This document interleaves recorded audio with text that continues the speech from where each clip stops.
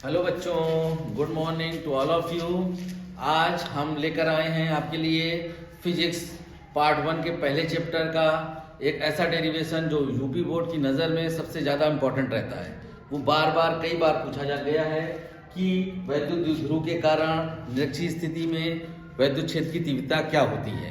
तो इसी के संबंध में हम बताने जा रहे हैं आपको कि वैद्युत द्विध्रुव के कारण निरक्षीय स्थिति पर स्थित कोई ऐसा बिंदु जहां पर वैद्युत क्षेत्र की तीव्रता ज्ञात करनी है। अगर हमको इसका निगमन करना है तो जो पार्ट 1 हमने पढ़ाया है पहले से ही अक्षीय स्थिति पर, उसको देखना ना भूलें, उसको जरूर देखें। उसके बाद जब ये देखेंगे तो इसमें काफ़ी हद तक आपको आसानी मिलेगी।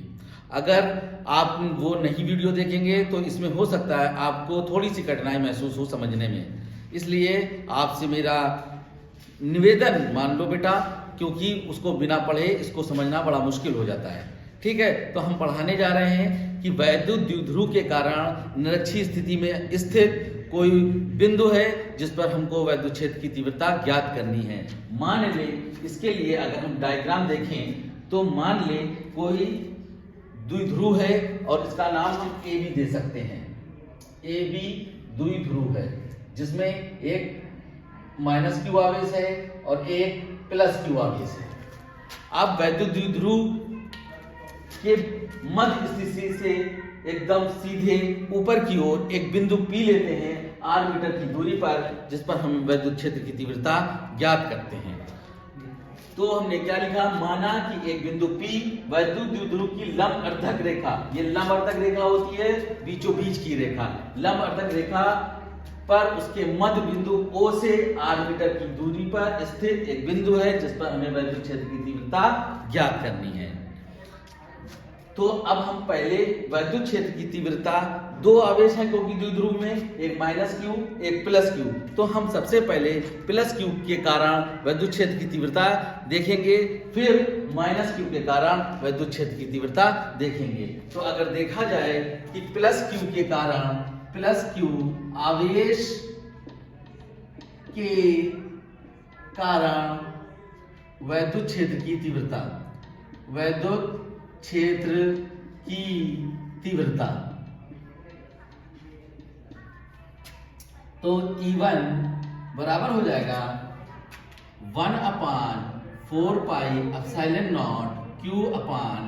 अब ये देखिए बेटा कि हम जो दूरी लेते हैं वो प्लस Q के कारण दूरी हम P बिंदु की लेंगे, तो Q से लेकर P की दूरी पहले आपको पता होनी चाहिए कि P बिंदु की दूरी क्या होगी। देखिए ये अगर त्रिभुज देखें OPB में, तो ये बेटा आधार हो गया, ठीक है, ये आपका लंब हो गया क्योंकि 90 डिग्री है, और ये आपका कर्ण हो गया। तो आपको पता होता है कि कर्ण का स्क्वायर लंब का स्क्वायर प्लस आधार का स्क्वायर के बराबर होता है। तो यहां से निकलेगा r square plus l square. देख लें, अगर त्रिभुज आपको नाम ही पता हो, आप नाम जानते हो, बायो वाले बच्चों के लिए थोड़ा सा इंपॉर्टेंट रहता है थोड़ा सा ज्यामिति को समझना। त्रिभुज ले लीजिए, त्रिभुज OPB में, तो कर्ण बराबर होगा आपका, कर्ण बराबर हो जाएगा अंडर रूट लंब का स्क्वायर प्लस आधार का स्क्वायर। तो लंब का स्क्वायर आपका क्या है, r का स्क्वायर, और आधार का स्क्वायर क्या है, आधार जो होता है ये l होती है, कल भी हमने बताया था अगले वाले टॉपिक में, r स्क्वायर और ये हो गया l स्क्वायर। तो ये दूरी जो PB की दूरी है वो r square plus l square है अंडर रूट के अंदर। ठीक है, तो अब हम समझते हैं कि E1 के लिए क्या है, E1 बराबर 1/4πε0 Q upon r square plus l square under root के अंदर और पूरे का स्क्वायर, ये रहेगा आपका E1। तो यहाँ से स्क्वायर खोलेंगे तो E1 बराबर 1/4πε0 Q upon r square plus l square. ये हम पहला समीकरण इसको दे सकते हैं। इसी तरीके से माइनस क्यू आवेश के कारण, माइनस क्यू आवेश के कारण वैद्युत क्षेत्र की तीव्रता, विद्युत क्षेत्र की तीव्रता। तो विद्युत क्षेत्र की तीव्रता क्या हो जाएगी, E2 equal to 1/4 pi epsilon naught Q upon R square plus L square. ये हो गया क्वेश्चन नंबर 2। अब बच्चों ये तो बात पता चल गई कि E1 कितना होगा, E2 कितना होगा। अब E1 और E2 क्योंकि सदिश राशि हैं और इनकी एक दिशा भी होती है, तो हम जानते हैं जब प्लस Q के कारण विद्युत क्षेत्र की तीव्रता निकालते हैं तो प्लस Q के कारण जो विद्युत क्षेत्र की तीव्रता होती है वो धनात्मक आवेश से दूर और माइनस की तरफ। तो धनात्मक आवेश है तो इसके कारण विद्युत क्षेत्र की तीव्रता क्या होगी, E1 प्लस Q की दिशा में प्लस आवेश से दूर, मतलब धनात्मक आवेश से दूर। और जो माइनस Q के कारण विद्युत क्षेत्र की तीव्रता है E2 वो माइनस Q आवेश की ओर होगी। हमने बताया क्योंकि विद्युत बल रेखा किधर से चलती है, प्लस से दूर माइनस की तरफ, प्लस से दूर माइनस की तरफ। तो यहां से प्लस Q आवेश से दूर जाएंगी और माइनस Q आवेश की ओर आएंगे। अब देखिए ये जो प्लस Q E1 है और ये E2 है। अब देखिए इसको अगर हम इसको रब करें पहले तो दिखाते हैं आपको कि एक विद्युत क्षेत्र की तीव्रता ये है और एक विद्युत क्षेत्र की तीव्रता ये है। ना तो ये पूरी x में है ना y में है, तो इसके भी हम दो घटक करेंगे। दो घटक, कोई भी सदिश राशि अगर पूरी तरीके से ना तो x में हो ना y में हो तो हम दो कंपोनेंट करते हैं, दो घटक करते हैं और दोनों एक दूसरे के लंबवत होते हैं। अब ये देखिए ये थीटा है तो ये भी थीटा होगा क्योंकि एकांतर कोण है, तो ये क्या हो गया थीटा, और थीटा से लगी हुई भुजा कहलाती है cos थीटा। तो ये हो गया E1 cos थीटा और ये हो गया E1 sin थीटा। इसी तरीके से इस E2 विद्युत क्षेत्र की तीव्रता के लिए हम इसके दो घटक करेंगे, तो एक लंबवत हो जाएगा और एक ये क्षैतिज घटक हो जाएगा। तो क्षैतिज घटक भी ये थीटा ही है तो ये हो जाएगा E2 cos थीटा और ये E2 sin थीटा।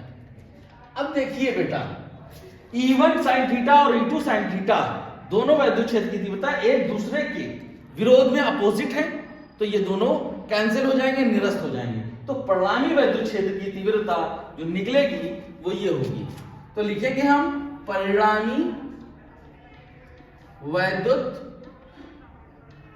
क्षेत्र की तीव्रता, जो परिणामी विद्युत क्षेत्र की तीव्रता होगी E, वो किससे बनेगी, क्योंकि E1 cos थीटा और E2 cos थीटा दोनों ही एक डायरेक्शन में हैं, इसलिए E1 cos थीटा और E2 cos थीटा दोनों ही जुड़ जाएंगी। तो E बराबर हो जाएगा E1 cos theta plus E2 cos theta. अब देखते हैं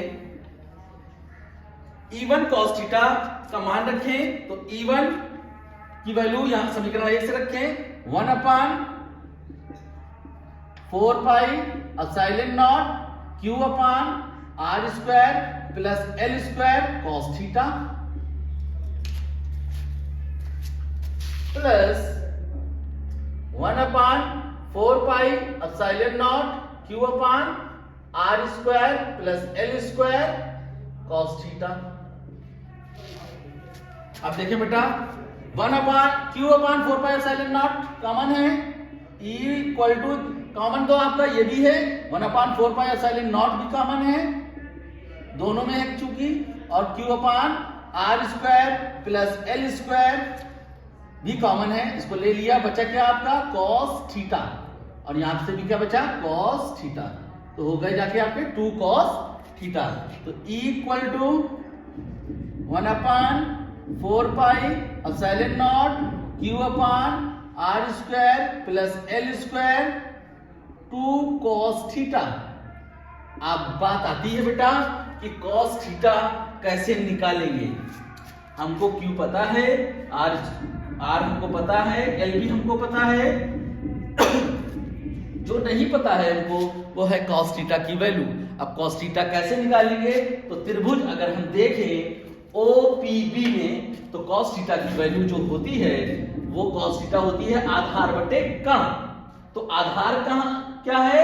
L है, और कर्ण क्या है आपका?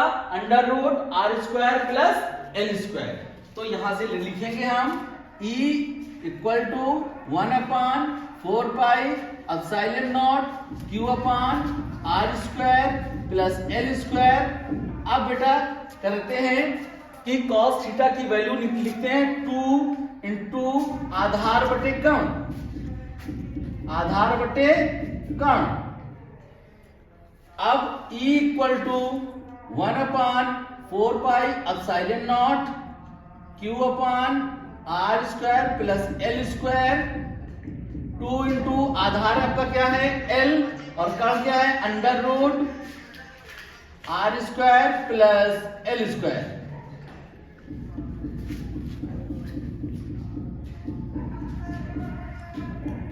अब देखिए बेटा, तो E equal to 1/4 pi epsilon naught Q upon R square plus L square into 2L upon R square plus L square का रूट जब हटाएंगे तो इसकी पावर कितनी आ जाएगी? 1/2।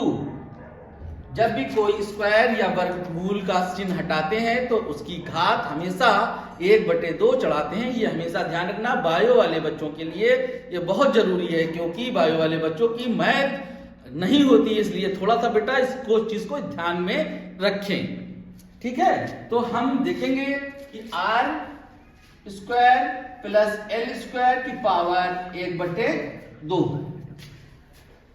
मेरे बोर्ड में कोई जगह नहीं बची है, इसलिए प्लीज आप लोग स्क्रीनशॉट ले लीजिए, और स्क्रीनशॉट लेने के बाद हम उसके आगे का क्वेश्चन अभी सॉल्व करके दिखाते हैं और व्यंजक प्राप्त करते हैं।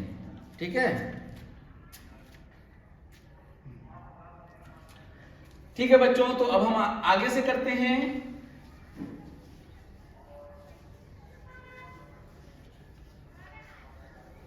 देखिए बेटा, इसी के आगे आते हैं, सॉल्व करते हैं।